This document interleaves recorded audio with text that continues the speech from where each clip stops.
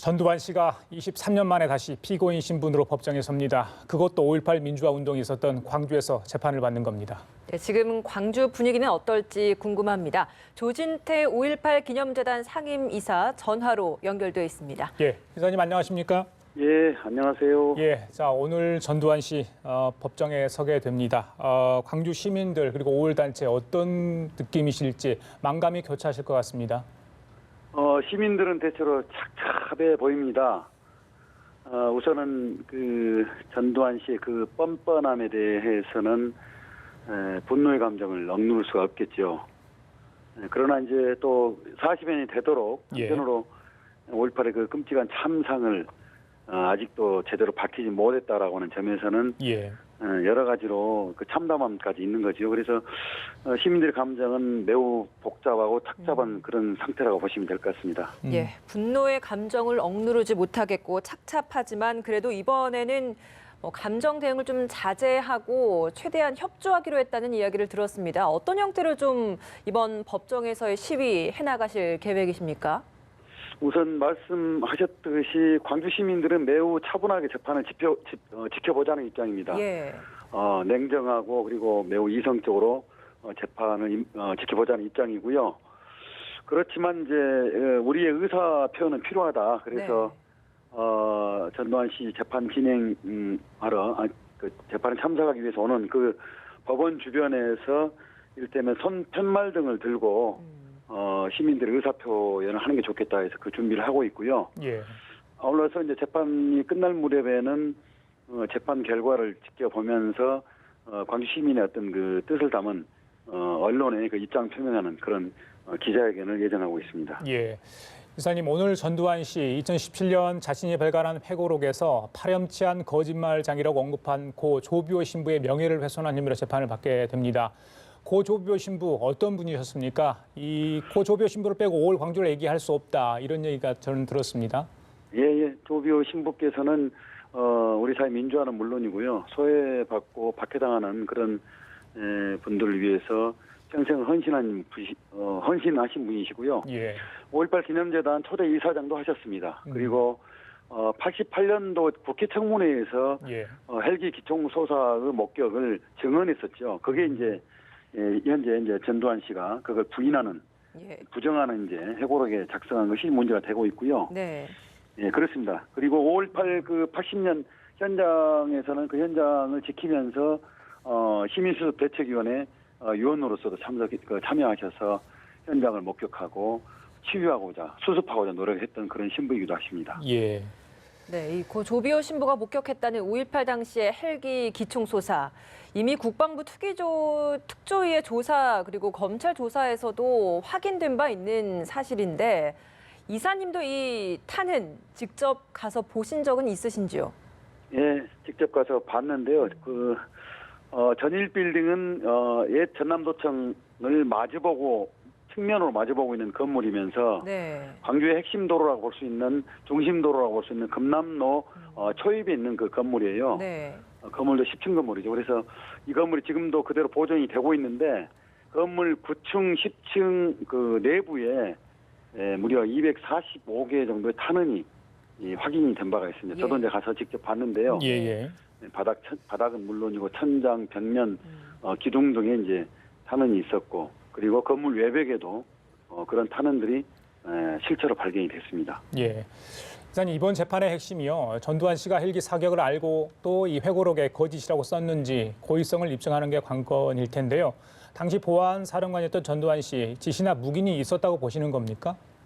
당연한 것으로 봅니다. 당시 계엄하에서 모든 실권을 쥐고 있었던 사람이 전두환 아닙니까? 그리고 5.18 당시에는 자신이 직접 지휘하거나 총회하는 부대인 공수 부대, 말하자면 특전사를 3공수, 7공수, 11공수를 광주로 투입했던 그 장본인이요, 지휘관이죠.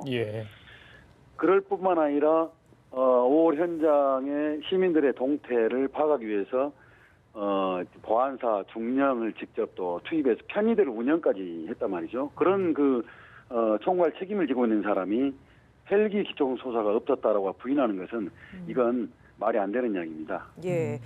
사실 전두환 씨가 이번 재판에 알츠하이머다, 독감이다 이런 건강상 이유를 들면서 2차례나 재판 출석을 연기했었거든요. 그러다가 이번에 이렇게 자진 출석을 하게 된 건데 뒤늦은 출석은 좀 어떻게 보고 계십니까?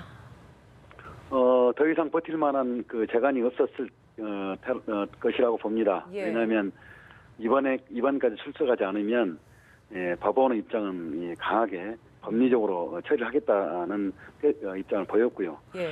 그리고 무엇보다도 국민 여론이 지금 굉장히 이제 국민 여론이 죄송합니다. 하여튼 국민들 여론을 무시할 수는 없다고 봤을 것으로 여깁니다. 그래서 더 이상 회피하거나 그 재판장에 나서는 자체를 피할 도리가 없었다고 이렇게 봤던 것이 아닌가 이렇게 보고 싶습니다. 예. 광주 시민들은 처벌, 진실 규명, 또 그에 앞서 전두환 씨의 진심 어린 사과를 기다리고 있는 것으로 알고 있습니다. 이번이 전 씨가 광주 시민들에게 사과할 수 있는 마지막 기회가 아닐까 싶은데요. 전두환 씨 사과 있을 것으로 기대하십니까? 우선 그런 일말의 기대가 없지 않아 있습니다. 예. 개인의 삶에 있어서도 마무리 과정일 테니까요. 예. 그 끔찍한 참상을 저지른 사람으로서 5.18 희생자와 광주 시민들에게 사죄하는 것이 본인에도 굉장히 필요할 일이다. 그리고 대한민국이 한 단계 나아가는 민주주의 나아가는 데서 큰 어떤 계기도 될 수 있겠다. 이렇게 이제 바람을 가져보는데요. 예. 그동안의 전두환 씨의 그 행동을 보면 맥락을 보면은 우리의 바람은 기대에 그치지 않을까 이런 걱정과 우려도 좀 한편으로 있습니다. 예. 5.18과 관련해서는 또 사실 지난달에 5.18 망원 국회의원 관련된 논란도 있었죠. 국회의원 제명 촉구하는 시위를 위해서 서울까지 또 직접 상경하셨던 걸로 알고 있는데 사실 한 달이 지났는데 아직까지도 처리가 잘 되지 않고 있는 상황입니다. 오늘 재판이 좀 징계에도 영향을 줄지 잘 모르겠는데 내일 모레 이와 관련해서 후속 조치 촉구를 위해서 황교안 신임 대표 만나러 서울에 오신다고 들었습니다. 네. 그 수요일 날 신임 자유한국당 황교안 대표 면담고자 이제 서울로 상경해서 방문할 건데요. 예. 자유한국당이 이 문제를 풀어야 됩니다. 더 이상 5.18과 5.18 진상규명을 정치적 쟁쟁의 도구로 삼아서는 안 돼요. 이건 이제 대한민국 역사에 있어서 민주주의를 우리가 부인할 수 없다고 본다면 민주주의는 더 확장되고 심화해야 되겠죠. 그런 측면에서 5.18 진상규명은 반드시 해결할 문제입니다. 게다가 국회에서 이제 5.18 망언을 저지른 그런 국회의원들이 자유한국당 국회의원들 아닙니까? 예. 이 문제는 황교안 대표는 물론이고 자유한국당이 보다 적극적으로 나서서 문제를 풀 수 있는 그런 태도를 보이기를 바라고요. 네. 광주 시민은 물론이고 국민들은 이 과정을 보다 적극적으로 나아가서는 이후에 행동으로까지 옮겨서라도 강력하게 촉구하지 않을까 그렇게 생각을 해봅니다. 예. 이사님 오늘 법원에 직접 나가보실 생각이십니까?